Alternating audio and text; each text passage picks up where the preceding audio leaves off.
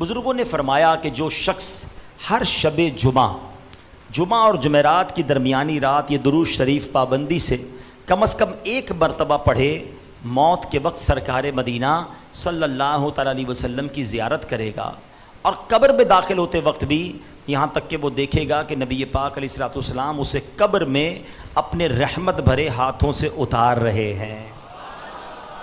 آئیے مل کر پڑھ لیں، اللہم صلی وسلم وبارک علی سیدنا محمد النبی الامی الحبیب العالی القدر العظیم الجاہ وعلی آلہ وصحبہ وسلم۔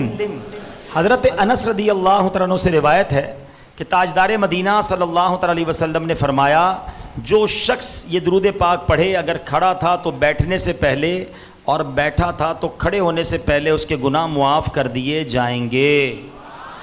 مل کر پڑھ لیجئے، اللہم صلی علی سیدنا و مولانا محمد وعلی آلہ وسلم۔ جو یہ درود پاک پڑھتا ہے اس پر رحمت کے 70 دروازے کھول دیے جاتے ہیں۔ آپ بھی پڑھ لیجئے، صلی اللہ علی محمد۔ علامہ احمد ساوی رحمۃ اللہ تعالی علیہ بعض بزرگوں سے نقل کرتے ہیں، اس درود شریف کو ایک بار پڑھنے سے 6 لاکھ درود شریف پڑھنے کا ثواب حاصل ہوتا ہے۔ مل کر پڑھ لیں، اللہم صلی علی سیدنا محمد عدد ما فی علم اللہ صلاۃ دائمۃ بدوام ملک اللہ۔ ایک دن ایک شخص آیا تو نبی پاک علیہ الصلوۃ والسلام نے اسے اپنے اور صدیق اکبر رضی اللہ تعالیٰ عنہ کے درمیان بٹھا لیا۔ اس سے صحابہ کرام کو حیرت ہوئی کہ یہ کون بڑے مرتبے والا شخص ہے۔ جب وہ چلا گیا تو پیارے آقا علیہ الصلوۃ والسلام نے فرمایا، جب یہ مجھ پر درود پاک پڑھتا ہے تو یوں پڑھتا ہے۔ آئیے مل کر پڑھتے ہیں، اللہم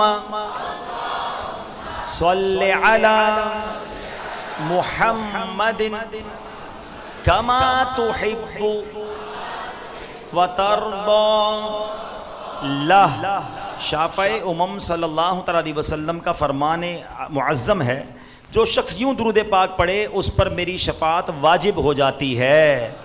مل کر پڑھ لیں، اللہم صلی علی محمد وانزلہ المقعد المقرب عندک یوم القیامہ۔ حضرت ابن عباس رضی اللہ تعالیٰ عنہ سے روایت ہے کہ سرکار مدینہ صلی اللہ تعالیٰ علیہ وسلم نے فرمایا، اس کو پڑھنے والے کے لیے 70 فرشتے 1000 دن تک نیکیاں لکھتے ہیں۔ مل کر پڑھ لیں، جزا اللہ عنا محمدا ما ہوا اہلہ۔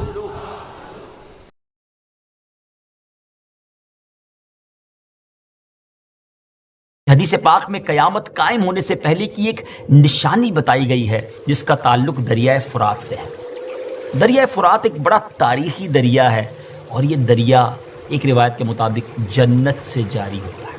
یہ وہ تاریخی نہر ہے کہ جس کو آخری نبی علیہ الصلوۃ والسلام نے معراج کی رات دیکھا، اور حدیث مبارکہ میں ہے کہ معراج کی رات پیارے آقا علیہ الصلوۃ والسلام کو سدرۃ المنتہا لے جایا گیا۔ وہاں 4 نہریں تھیں، 2 ظاہر اور 2 پوشیدہ۔ میں نے جبرائیل سے پوچھا کہ یہ نہریں کیسی ہیں، تو انہوں نے کہا کہ جو 2 پوشیدہ ہیں وہ جنت کی نہریں ہیں، اور جو 2 نہریں ظاہر ہیں وہ نیل اور فرات ہے. سبحان اللہ. دریائے نیل اور دریائے فرات جو ہے یہ گویا سدرۃ المنتہا سے جاری ہوتے ہیں. امیر المومنین حضرت سیدنا عمر فاروق رضی اللہ تعالیٰ عنہ فرماتے ہیں اگر دریائے فرات کے کنارے ایک بکری کا بچہ بھی مر جائے تو مجھے اس بات کا خوف ہے کہ کہیں مجھ سے اس بارے میں بروز قیامت سوال نہ کیا جائے. بہرحال اس دریائے فرات کے کنارے میدان کربلا میں نواسہ رسول جگر گوشہ بطول حضرت امام حسین رضی اللہ تعالیٰ عنہ کو شہید کیا گیا تھا. اس دریا کا تذکرہ کئی احادیث میں آیا ہے. فرات کا نام قدیم فارسی کے لفظ افراتو سے نکلا ہے اور چند ماہرین کا کہنا ہے کہ فرات کا لفظ کرد زبان سے نکلا. نبی پاک علیہ الصلوۃ والسلام نے فرمایا کہ قیامت قائم نہ ہوگی حتیٰ کہ فرات سونے کے پہاڑ سے کھل جائے گا.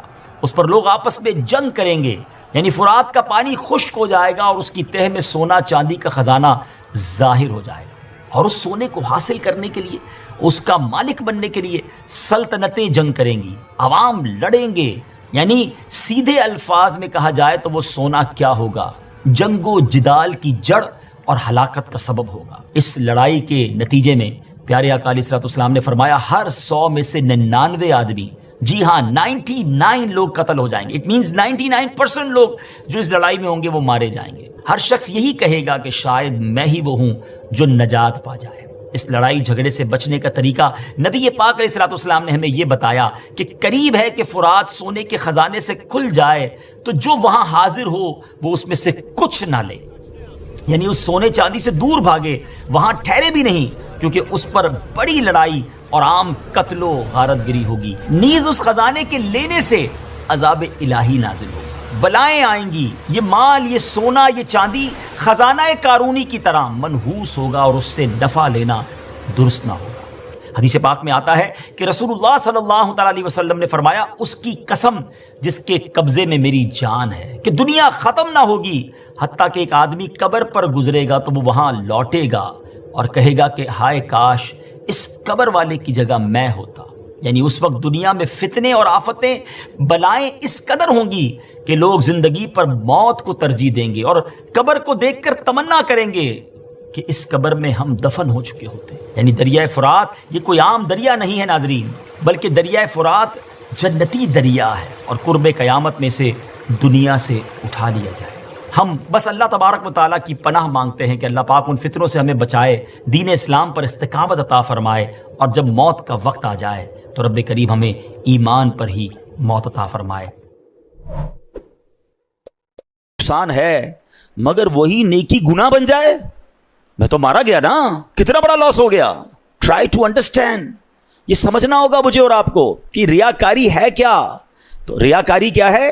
حدیث پاک میں آتا ہے نبی پاک علیہ الصلوۃ والسلام نے فرمایا مجھے تم پر سب سے زیادہ شرک اصغر، چھوٹا شرک، وہ کیا ہے؟ ریا، یعنی دکھاوے کا ڈر ہے. اللہ تعالیٰ قیامت کے دن کچھ لوگوں کو ان کے اعمال کی جزا کے وقت فرمائے گا ان لوگوں کے پاس جاؤ جن کے لیے تم دنیا میں دکھاوا کرتے تھے اور دیکھو کیا تم ان سے کیا جزا پاتے ہو. یعنی اللہ فرمائے گا میرے پاس تمہارے لیے کوئی جزا نہیں، ان سے جزا لو جن کے لیے نیکیاں کی تھیں. اب کیا ہو رہا ہے؟ نماز پڑھی سب کو بتانا ہے، روزے رکھے سب کو بتانا ہے، قرآن پڑھا سب کو بتانا ہے، حج پہ گئے سب کو بتانا ہے. وہ نیکیاں جو نارملی انسان اکیلے میں کرتا ہے مگر وہ بھی بتانی ہے. وہ پہلے سنتے تھے نا نیکی کر دریا میں ڈال، اب نیکی کر فیس بک پہ ڈال، نیکی کر سوشل میڈیا پہ ڈال. ابھی پچھلے دنوں سیلاب آیا تھا تو کووڈ کے معاملات آئے تھے، کئی لوگ ماشاءاللہ صدقہ خیرات دینے گئے، اچھی بات ہے، یہ بڑی نیکی ہے. مگر آپ نے تماشے بھی دیکھے ہوں گے کہ ایک ایک آٹے کے بورے پر 5 بندے کھڑے ہو کر اس غریب کے ساتھ سیلفی کھنچوا رہے ہیں. اب بتاؤ نا اس غریب کی غربت کا اور کتنا مذاق اڑانا ہے. قرآن کہہ رہا ہے اے ایمان والو احسان جتا کر، تکلیف پہنچا کر صدقے ضائع نہ کرنا. لیکن یہ ہو رہا ہے، میں نے یہ کیا، میں نے وہ کیا، اتنی پرانی نیکیاں لوگوں کو یاد ہیں. ویسے ایک چھوٹا سا سوال کر لیتا ہوں، اتنے سارے ماشاءاللہ نمازی بیٹھے ہیں، آپ میں سے کئی ایسے ہوں گے، بلکہ شاید سارے ہم ایسے ہیں، میں بھی اس پہ شامل ہوں گا، جن کو اپنی 25 سال پرانی نیکی بھی یاد ہے. 1990 میں کوئی حج پہ گیا ہوگا، اس کو وہ بھی یاد ہے.